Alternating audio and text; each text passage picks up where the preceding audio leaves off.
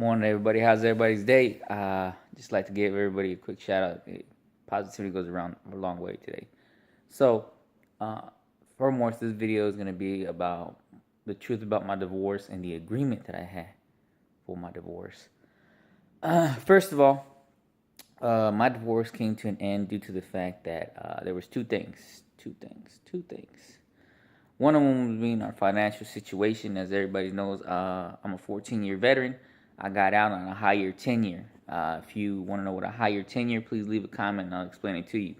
I got out on a higher tenure. Like the Navy, I passed all my exams, all my physicals. So when I got out, they gave me some good cash. You know, they said, "Here you go. This so they can help you out." I had all that stash. Now my ex-wife, the virus, she used most of it.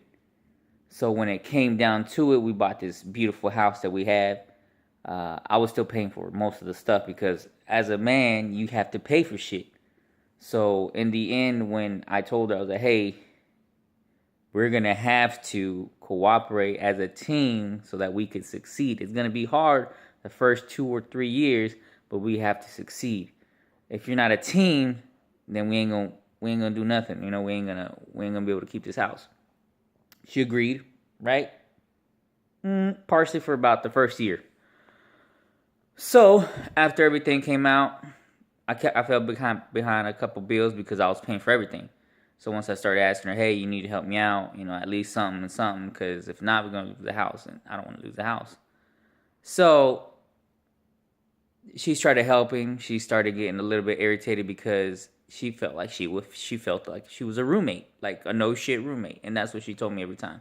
She would tell me, "Hey, I feel like I'm your roommate. I'm not your wife." I'm like, "No, you're my wife." Most people wouldn't even do this. So, and I try to explain to her that in some cases there is some families out there with three, not two, three jobs between the both of them. So you can't explain something to somebody that doesn't want to be, being hard headed. So she started going out partying, whatever, right? I don't care. She can go out party, do what the fuck she want. I was like, "You're a grown ass girl." I trusted her like this in San Diego. So you can do whatever you want. You just come home, make sure you safe. Don't embarrass yourself. Don't embarrass me. Don't put me in a situation. Don't put yourself in a situation that you ain't never gonna want to get out of. Remember that. Want to get out of. That's key. That's real key. So in the end,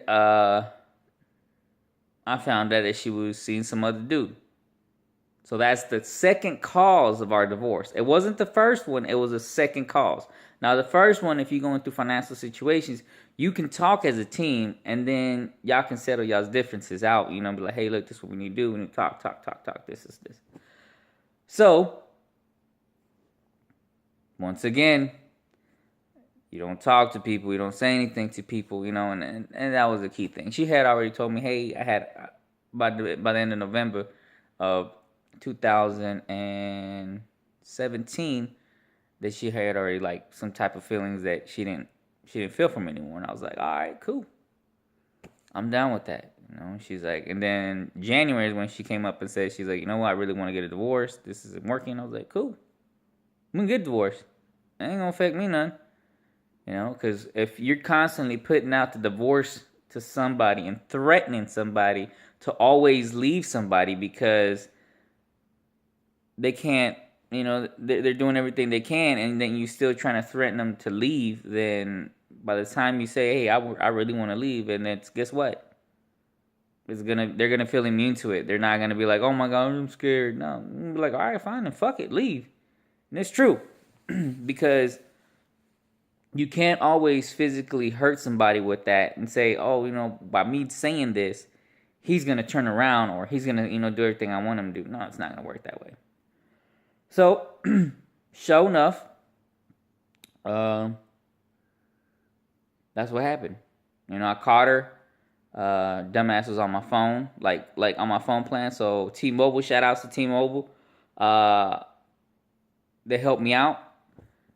All I had to do was download a couple of apps, find out where she was at, this and that, and I could trace. Basically, I cloned her phone through my phone, and it's not hard, So if you guys are going through the same things, Leave a comment and say, hey, dude, what app did you use from T-Mobile? I'll let you know it's free. It doesn't cost a thing. There's another plan that does cost us about $10, and it tells you her exact location down to 1 meter. So I mean, hey, if you ain't trusting that some person treating you dirty, there's apps for this through your cell phone provider. Serious, it's not hard. And if you the main person that has this the plans under, hey, it's gonna go your way. So yeah, this played a big key issue in my divorce. Naturally, after that, it is what it is. Um, we both agreed that hey, she wasn't gonna ask for child support because the kids were gonna stay in my house. And the thing was, I was gonna allow her to stay here, like take care of the kids while they were gonna go to school. Now, stay here, take care of the kids while they're gonna go to school. That's a big key issue right there. So now we're in what, November? November, right? Yeah, we're in November. Around the beginning of October, she was trying to bring another dude in. I already knew this bitch. Bitches is trifling. So she already cheated on me once, while we was married and over here. And she was going to do it again. I already knew that. You can't trust a fucking cheating bastard. So I found out, hey, this and that. She was like, no, he's just a friend. I was like, look, I don't give a fuck if he's a friend. Just don't bring him around my house. That's the truth. This is my house. Don't bring him around the kids. Because it hasn't even been 3 months. Well, now it's been 3 months. But by when we was talking about it, I told her, I was like, it hasn't been 3 months. So, and I could tell that this was really affecting her because she kept on putting more attention to this dude. And the kids were noticing this. Plain and simple, was Halloween. If you follow me on Snapchat, you see me always talking about, hey, we out here having fun with the rest of the kids. Well, she was on her phone, like, half of the fucking time. And that was supposed to be family time. So you tell me, if you want to have family time, but you too busy talking to your dude, that's not family time. You're not showing the kids that you love them, or that, hey, you're paying attention to them, because you're too busy paying attention to this motherfucker. That ain't that you trying to get with, but you should really think about what's your next plan, like, i.e. get your place instead of living with your mom and dad, and move on, so that way the kids have a place to call their own, so they can feel secure. That's the reason why I agreed to them staying here and going to school. So, like I said, I had told her, hey, we already had an agreement. Don't bring this dude around the kids. And if you're really going to get in a serious relationship, you need to move out. Like, you can't watch the kids here anymore. The only thing you can do is just come here, pick the kids up, bring them back here, and then at 8 o'clock, you will have to go back to your parents' house, because you ain't going to stay here. Because in reality, what type of person or what type of man would take anybody serious who still lives with their ex-husband, who still lives with their parents?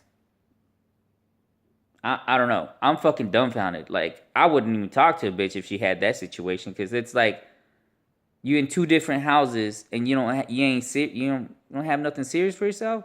What do you got to bring to my situation? You know what I mean? What do you have to bring in for me? And that's a big key thing. And if I'm talking to you and we do end up, saying, hey, this is what we got, you have to bring in something strong to make sure that your relationship is going to be serious. You just don't say, oh, we're in a serious relationship just because y'all fucking. No, it's not. Y'all fucking. That's the type of relationship it is. So, it is what it is. I finally told her, hey, you're going to have to get out of this motherfucker, because it's my place. You ain't going to bring this dude around me. You ain't going to bring this dude around the kids, because you confusing the kids. I got a 5-year-old who's mine. The 14-year-old is hers from her previous relationship. And guess what? They both stay here. So, put one and one. Always make sure that when your divorce decree comes out, you pick out what you want. That was the main thing. 2, if you're in an agreement and you break the agreement, don't be surprised if the dude or the male or the female who you with, your ex-husband or your ex-wife, kicks you the fuck out. That's plain and simple. Because if you're on an agreement and you break that agreement, guess what? It is what it is. It was an agreement. You broke the agreement. So that person has a right to change the agreement since you broke it. Don't be getting mad and calling people names. Oh, I don't care. You can call me whatever name you want. Because guess what? In the end of the day, this is still my house. You ain't gonna disrespect me or the kids in my house. And if you ain't like it, door's right there. Don't let it hit you on the way out. Plain and simple. So once again, thanks YouTube.